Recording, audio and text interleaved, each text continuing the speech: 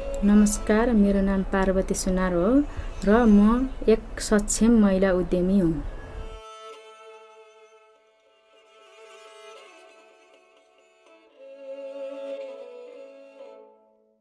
हाम्रो चाहिँ अब जोड्ने मिस्त्री कम लाग्यो, जोड्ने सिमेन्ट कम लाग्यो, प्लास्टर बालुवा कम लाग्यो, प्लास्टर सिमेन्ट कम लाग्यो। यसमा चाहिँ सबै चिजमा मिस्त्रीदेखि लिएर जोडनदेखिको मसलादेखि लिएर सबैमा सस्तो आउँछ। अनि उहाँहरूले अहिले चाहिँ धेरैले बुझ्नु भएको, जसले बनाउनु भएको छ उहाँहरू चाहिँ धेरै खुसी हुनुहुन्छ।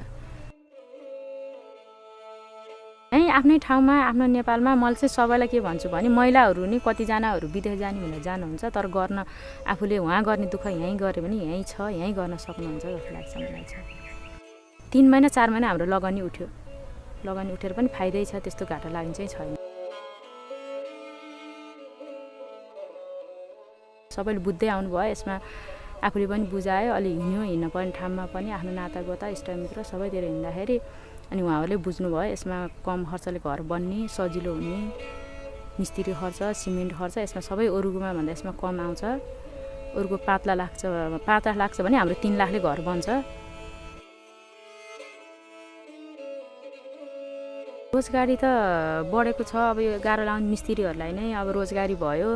मिस्त्रीले अब हामीसँग तालिम लिएर अनि अरू डकर्मीहरूलाई सिकर्मीहरूलाई सिकाएर दिएको छन्, त्यो पनि उनीहरूको तालिमै पैसै भयो, उनीहरूलाई पनि पैसा आउने काम भयो र अनि हाम्रो गाउँमा पनि अब सबैले विदेश जाने भनेर कति एप्लाई गरेर बसेका भाइहरू हुनुहुन्थ्यो।